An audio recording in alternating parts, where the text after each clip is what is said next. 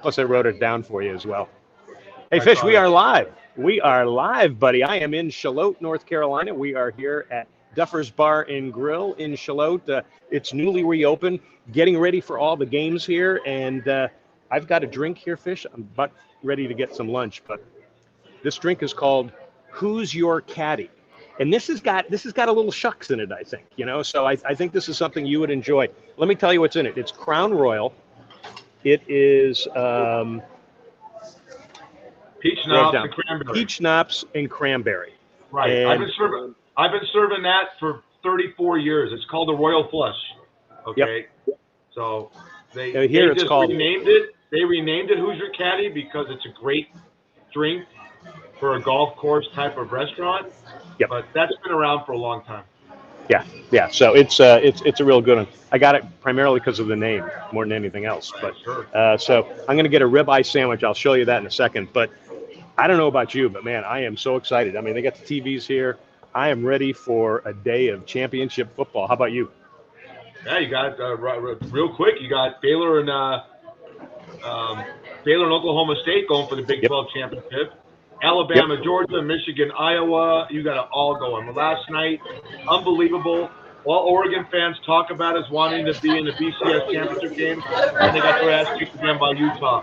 Second time Yeah. in like 3 weeks. So, and there's still Oregon fans that come into my bar. And go, oh, you know what? You know what? You're done. Yeah.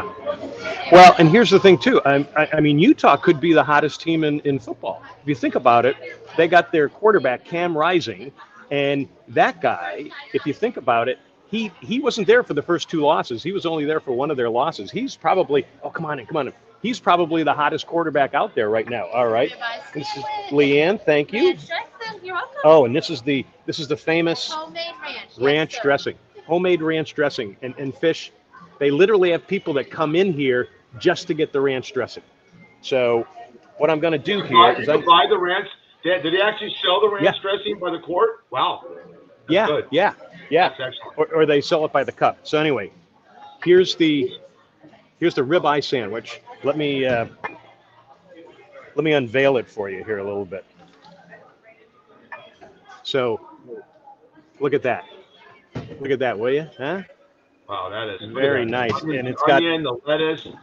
Yep, and it's got sautéed onions on it. Now, here's the great thing: is they do their own chips here, and one of the classics is to try their chips with the ranch dressing. That was really good ranch. I understand why people come by here for this. So, can I try a bite of the sandwich? Sure. If you don't, I'm jumping through the computer. I will. You may have to. John, is it kosher, the sandwich? Oh, of course it is. That's why I'm here. Yeah, since you were recently bar mitzvahed, I want to make sure everything you eat right now is by kosher standards. Hey, Vay, look at how big that is. Look at how big that is. Yeah, I've heard women say that about me, but go ahead. Yeah. Of course I have. Yeah. So anyway, I'm dipping it in, and Me too. But you're setting me up.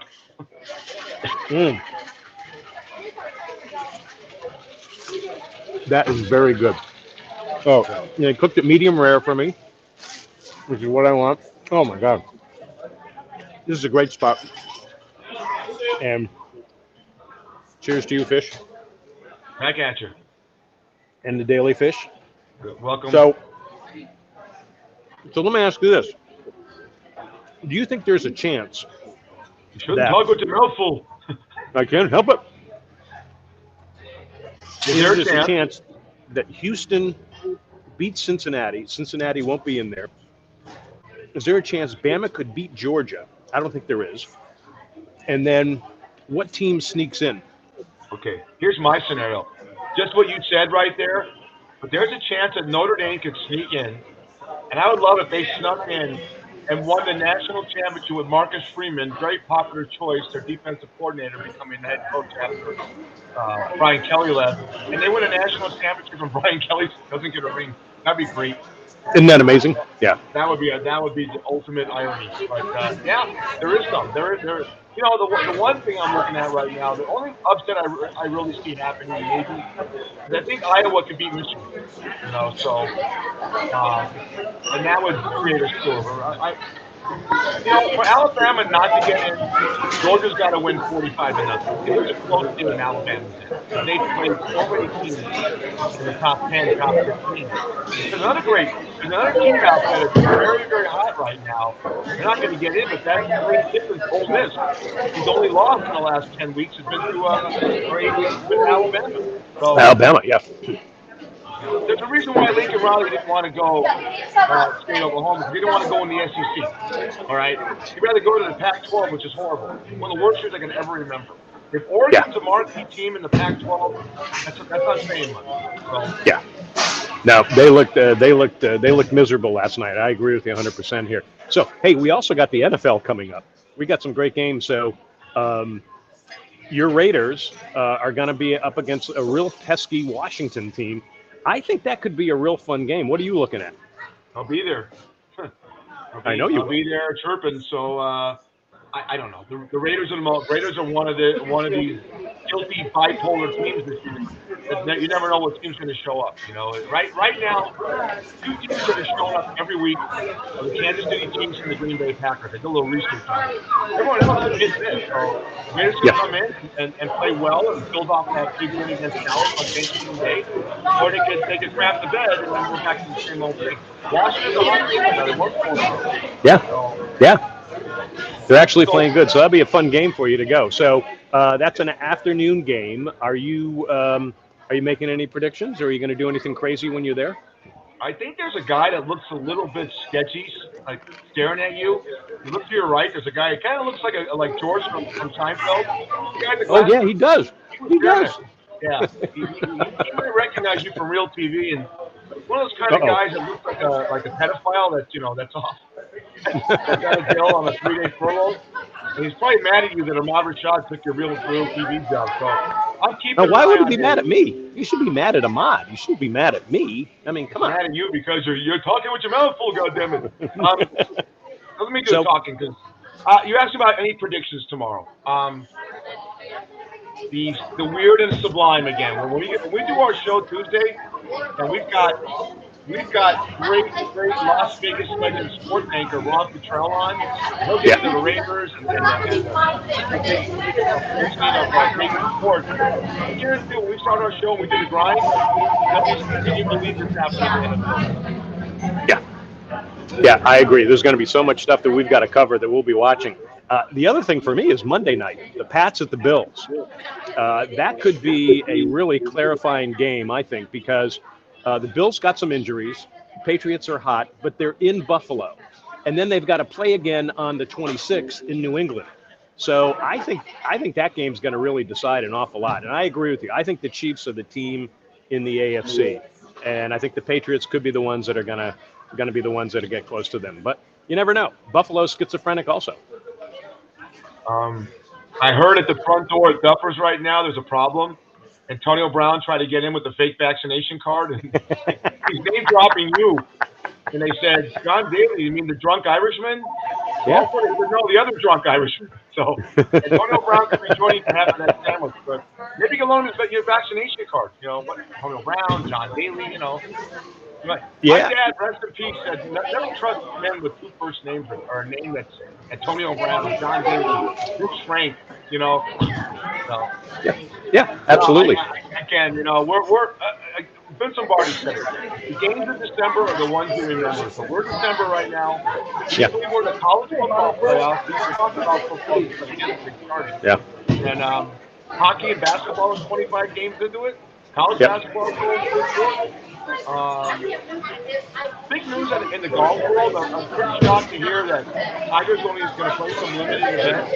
Yeah, it looks like he is. Hearing that, John? Yeah, I know. It's hard to believe, isn't it? But I will wait to see it to believe it. That means there's going to be certain broadcasters on ESPN that will actually watch golf again. So, I mean, that's kind of good that something like that might happen. So, you mentioned Ron Futrell, and when I was talking to him yesterday, and I was telling him about the hard line. We have the hard line. We have John Hardison on there. And so he said to me, he goes, I want to talk to the hard line. He said, I went and I took his bet, and he goes, I took Oklahoma City Thunder plus 72, and I lost the game. I cracked up, and I'm going like, that's the type of stuff Ron Futrell is going to give us on Tuesday night that you'll be able to, and you're going to hear some great stories. You're going to hear some great stories. I'm sure he's going to wrap me out on a couple of different things that I'm not even aware he's going to probably hit me with, but it should be a great show. Yeah, Ron Futrell's a legend in this town, you know.